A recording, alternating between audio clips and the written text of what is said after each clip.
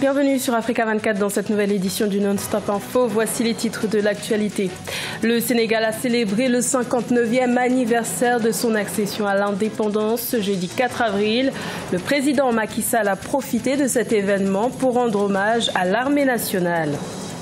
Un récent rapport concernant le crash du vol de la compagnie Ethiopian Airlines accable le constructeur américain Boeing. Les résultats préliminaires de l'enquête soulèvent des problèmes de conception des avions 737 MAX. Et lutter pour l'inclusion sociale des personnes handicapées, c'est le combat mené par l'association camerounaise Sister Speak qui prône l'autonomisation des femmes. Cette organisation tente de faire accepter le handicap par la mode. Mais tout d'abord, le président burkinabé Roch Marc Christian Kaboré a tenu une consultation ce jeudi 4 avril avec plusieurs délégations de partis politiques de la majorité et de l'opposition.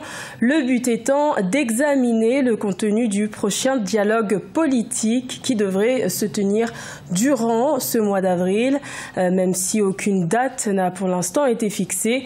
Une démarche qui intervient à moins de 2 ans de la prochaine élection présidentielle qui se tiendra en 2020. Ce jeudi 4 avril marquait le 59e anniversaire de l'accession à l'indépendance du Sénégal, un événement marqué par des défilés civils et militaires et par le discours du président Macky Sall qui n'a pas manqué de célébrer son armée. Reportage de notre correspondant El Adjenjaï. Ce jeudi 4 avril est célébré au Sénégal le 59e anniversaire de l'accession du pays à la souveraineté internationale devant le président de la République Macky Sall et ses invités d'honneur, les chefs d'État libériens Georges Weah, malgache André Rajoelina et gambien Adama Barrow. Les différentes unités de défense et de sécurité ont exhibé leur nouvelle acquisition. Le chef de l'État Macky Sall a réitéré sa volonté d'apporter de meilleures conditions aux militaires. Je voudrais enfin réitérer ici ma ferme volonté de poursuivre l'équipement et le relèvement du moral par la revalorisation de la condition militaire. Le président Macky Sall dit également totalement satisfait de l'organisation et du bon déroulement du défilé civil et militaire qui révèle encore une fois la cohésion du peuple sénégalais. Je suis rassuré par la cohérence de notre concept de défense qui repose sur la globalité. Il n'est pas que militaire, il implique la coopération entre les unités et les différentes composantes de nos forces de défense. Cette année 2019, l'anniversaire de l'indépendance du pays a pour thème force de défense et de sécurité, un exemple dans la construction à la citoyenneté et à l'unité nationale. Également dans l'actualité, une réunion entre le gouvernement malgache et les représentants de la communauté internationale s'est tenue ce jeudi 4 avril à Madagascar. Les élections législatives et le rétablissement de la sécurité étaient au cœur de cette rencontre. Les autorités malgaches ont tenu à rassurer les partenaires financiers, à savoir les Nations Unies, l'Union africaine et les ambassadeurs de plusieurs pays sur la tenue des élections législatives du 27 mai, financé en grande partie par les bailleurs internationaux. 22, c'est le nombre minimum de signatures qu'il fallait obtenir pour que la zone de libre-échange continentale puisse entrer en vigueur. L'objectif a été atteint le 2 avril avec la ratification de la Gambie. L'ASLEC devrait être opérationnelle dès juillet 2019. Ange Noménio.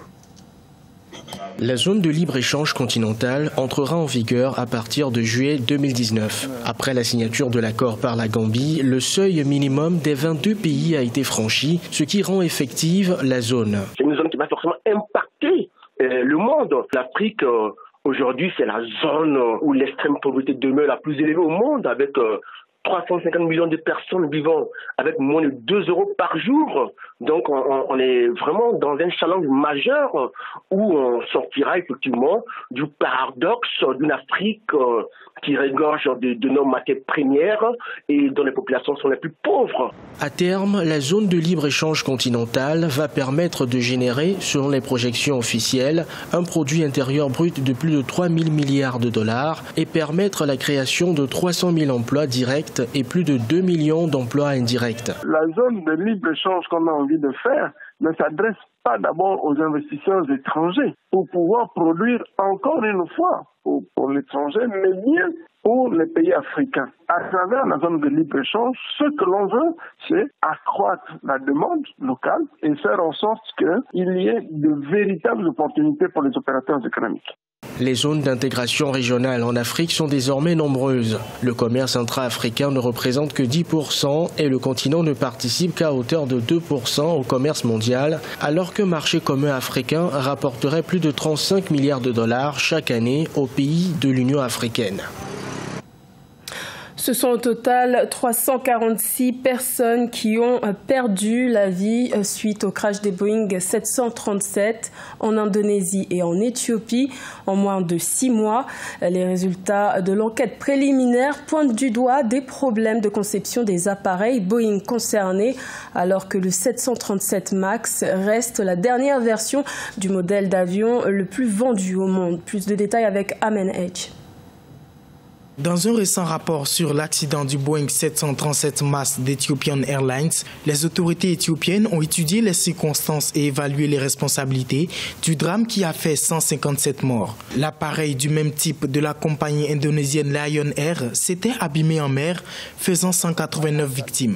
Depuis le début, de nombreux experts avaient noté la ressemblance entre la tragédie du vol ET-302 et celle du vol 610 de Lion Air.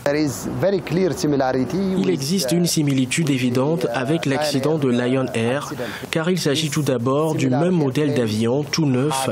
Je pense que 2 accidents mortels en 5 mois en dit long sur lui-même. Par ailleurs, la durée des vols est également presque similaire. Notre vol était de 6 minutes, un vol très court. Selon les résultats de l'enquête préliminaire, l'équipage aurait réalisé à plusieurs reprises toutes les procédures fournies par le constructeur de l'appareil, mais n'aurait pas été en mesure de reprendre le contrôle de l'avion. Le rapport recommande donc que le système de gestion de vol de l'avion soit revu par le fabricant américain. D'ici là, Ethiopian Airlines devra rassurer ses clients et relever les défis financiers. Si nous parlons de conséquences financières, c'est énorme, car ce tragique accident est unique à bien des égards.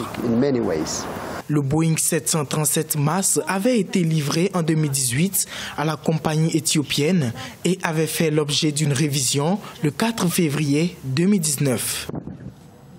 5,4% de la population camerounaise souffrirait d'un handicap. Pour faciliter l'inclusion de ces personnes au sein de la société, une association a décidé d'utiliser la mode comme outil social. L'organisme Sister Speak fait défiler une dizaine de mannequins féminins atteintes d'un handicap pour leur faire surmonter leurs limites. Corinne Kamsefehem. Au Cameroun, à l'occasion du salon Access 2019, Sister Speak, une organisation d'autonomisation des femmes, a regroupé 16 mannequins féminins touchés par un handicap. Pendant des heures, ces jeunes femmes ont défilé afin d'aider à la suppression des obstacles auxquels les personnes handicapées sont confrontées dans le pays et promouvoir leur inclusion. Avec le regard que la société pose sur nous, c'est pas toujours évident de se sentir femme. Access, c'est l'occasion de démontrer au monde qu'on peut être handicapé, mais être une femme comme les autres. Que l'on peut être belle, on peut avoir des rêves. Selon l'Organisation mondiale de la santé, environ 2 millions de Camerounais vivent avec un handicap et ont un accès limité à l'éducation, aux soins de santé et à l'emploi, ce qui les maintient dans un état de dépendance et de pauvreté. Pour les responsables de Sister Speak, des initiatives comme ce défilé doivent inspirer une nouvelle génération de personnes handicapées qui se sentent confiantes et acceptées. Notre objectif majeur visant à faire prendre conscience chez Sister Speak est de changer les perceptions concernant ce que les gens pensent des femmes handicapées au Cameroun. Dans les perspectives, Sister Speak souhaite rendre l'événement annuel afin de susciter une véritable révolution des mentalités pour l'avènement d'une société plus inclusive pour les personnes handicapées. C'était le journal de la rédaction. Merci de l'avoir suivi. L'information continue sur Africa 24.